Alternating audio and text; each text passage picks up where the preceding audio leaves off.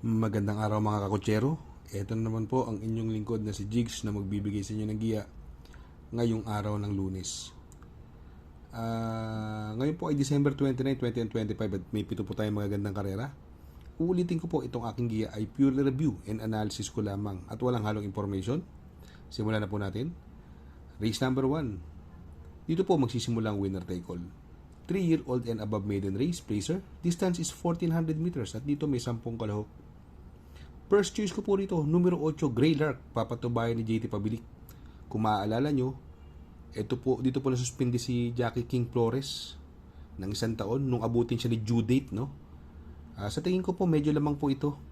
Siguro kung magpo-protection po ako, no? Yung numero 4, Always in the Money. Yung numero 4, Concrete Solution sa ni Jomino Storke, no? Itong mahigpit niya makakalaban. Kaya dito po sa race number 1, no? Ang pili ko po dyan. Doon ako sa numero 8, Grey Lark. Panigundo ko naman po, numero 4, Concrete Solution.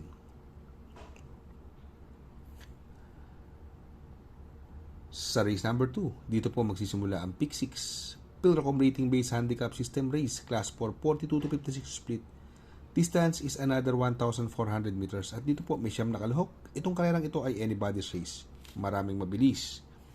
Andyan si Lucky Gem, si Dakota Elegance, si Storm Landing, nakakasabay po yan. Sonic Clay, no? Maraming bilis po rito. Pero ako po, ang first choice ko po dyan, yung numero 8, Storm Landing, no? Ito po, nung nakaraan, dikit-dikit lang po. Tersero dumating, dikit-dikit lang po sila.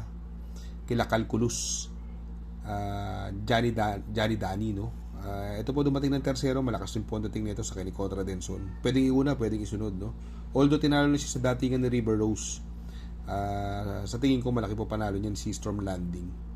Second choice ko po yung numero 5, River Rose sa kay ni Jackie Pabs Cabalejo. Ito sa tingin ko mukhang naninibago lang sa kanyang takbuhan. Although nakaraan wala po siya nakuha, no? Pero sa tingin ko malaki po tsamba niya ni River Rose, no? Kung maglalagay po ako dito ng pandiado, no?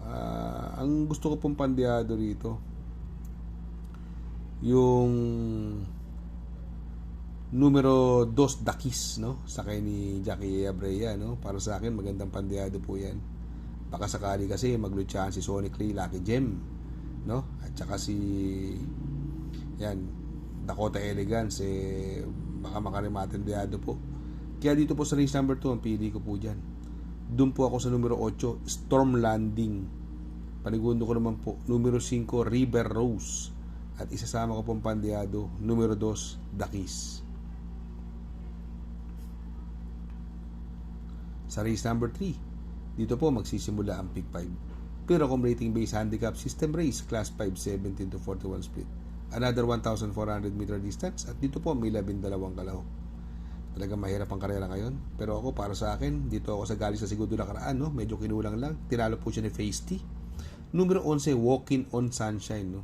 Sa kay ni Isaac Aguila, gamay niya po ito. Nung karera, kala ko nanalo na to Kaya lang, meron pa pala si Face T, no? Ang second choice ko po, yung galing din sa panalo, nakadihado nakaraan to. Numero 3, May 10, no? Sa kay ni Jackie Lester De Jesus. Nagpreba po siya sa 1,400 meters, sa 1,200 meters sa 1.13.4. Tinalo po niya, beating the likes of Barek na. Medyo nadihado pa siya ron, segundo niya madong malayo. Banderan tapos. Siguro kung magsasama po ako ng pandiado rito, yung numero 12, si Rocking Bell, no? Sa kay ni DL Camanyero, no? Napakababa sa laban, nagpadihado lang sa Hinete, pero magandang dihado po yan. Rocking Bell, sobrang baba sa laban, no? Sa tingin ko, may panalo din po yan. At ito, sa tingin ko, pwedeng malyamado rin dito, numero 9, Work From Home, no? Galing sa segundo, sa kay ni Jan Alvin, no? Pero syempre, pipili tayo, 3 lang, no? Kaya dito, ang pili ko po dyan. Doon ako sa numero 11, Walking on Sunshine. Panigundo ko naman po, numero 3, May 10. At isasama ko pong pandiado, numero 12, Rocking Bell. Sa race number 4, dito po magsisimula ang Pick 4. Pilracom Rating Base Handicap System Race, Class 4, 42 to 56 split. Another 1,400 meter distance at dito may 10 kalahok. First choice ko po rito, numero 2, Frugality. Sa kay ni Jackie Jim El Ciego. Maganda tinakbo sa barrier nito, nakaraan si Frugality.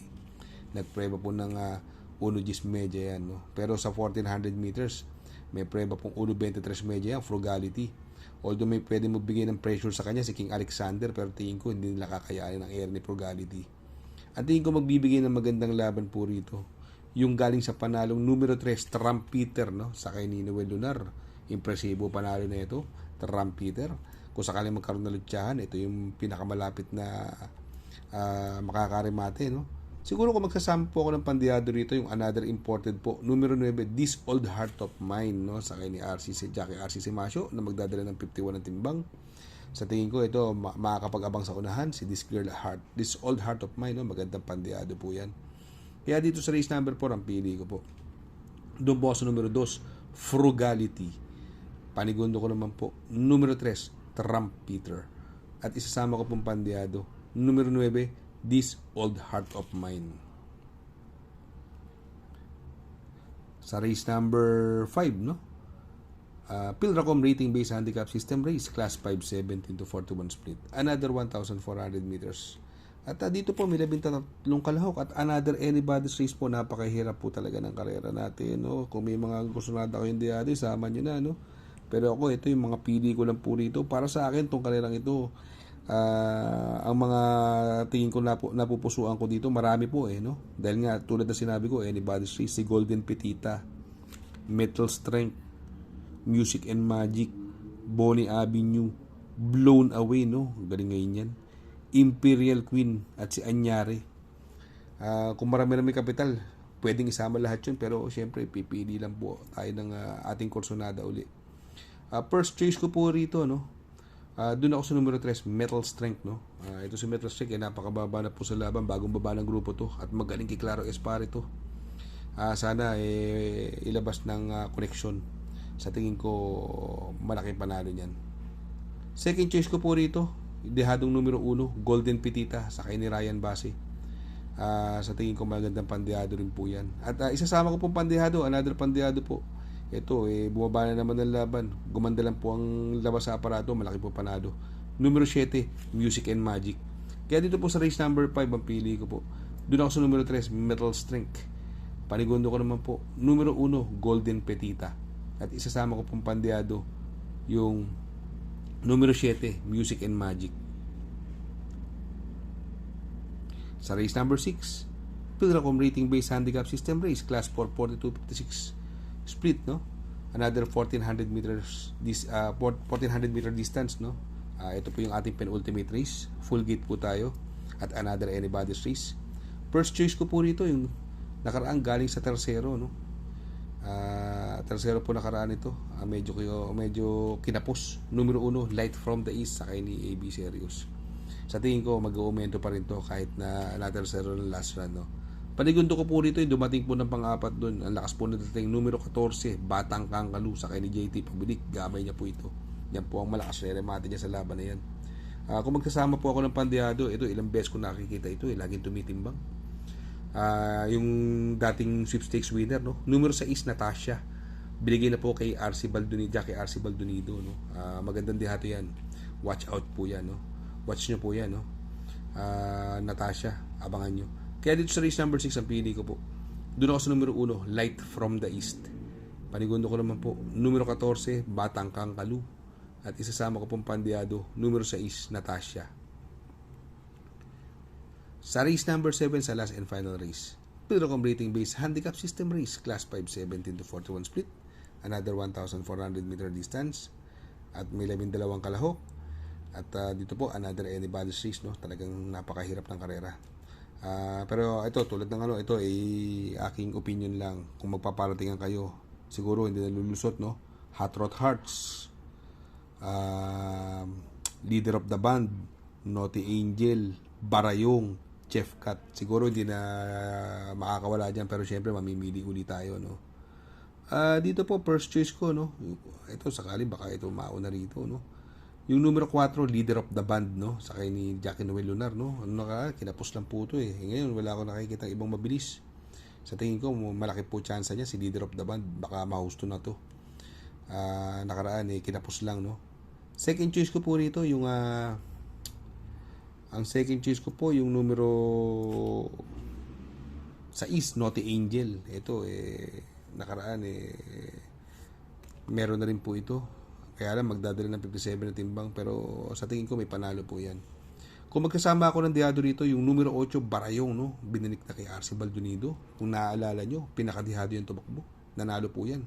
Na sobrang dihado sa kamay ni Arce Baldonido, magaling po sa kanya yan. At angkop ang distansya. Kaya dito po sa race number 7 ang pili ko po. Puro dihado po. Numero 4, leader of the band. Panigundo ko, numero 6, Naughty Angel. At isasama ko pong pandihado, numero 8, Barayong. Shoutout nga pala kay Sir Pax ng Barkadahan OTV. Located po siya sa 1139 New Antipolo Street, Corner Vargas. Malapit lang po sa Abad Santos, yung bagong ginawang tulay. Very convenient and attentive po ang mga tao. Pwede po kayong mag-EB at party while betting on racing. Good luck mga kakutsero. Sana po matapat ang ating giya at yung mga nakasunod. Sana po ay magsitama po kayo.